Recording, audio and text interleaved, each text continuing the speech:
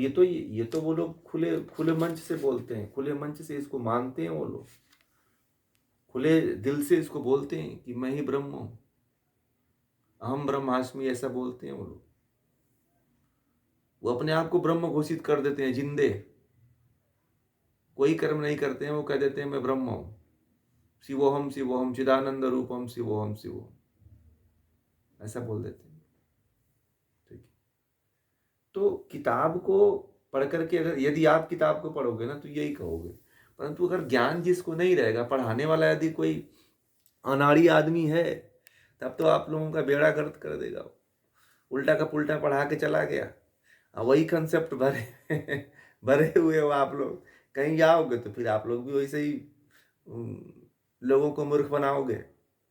जैसे कोई अगर आपको मूर्ख बना रहा है तो उसी तरह आप भी मूर्ख बनाओगे जहां भी जाओगे।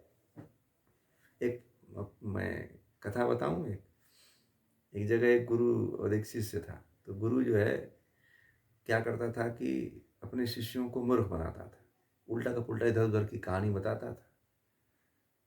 तो सब शिष्य थे जितने, सब पढ़ लेते थे और आपस में बात करते थे, गुरु जी ने यही बताया, यही बात सही है।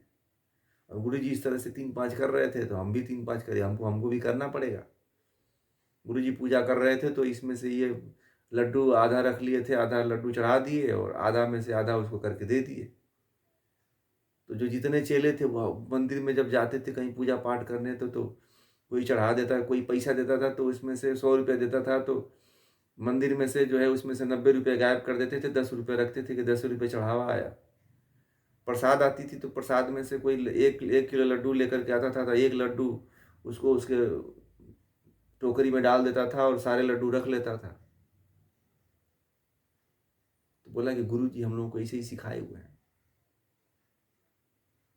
ठीक है तो इसीलिए जो है सही और यथार्थ ज्ञान लेना जरूरी है किसी विद्वान की संगति में, आचार्य की संगति।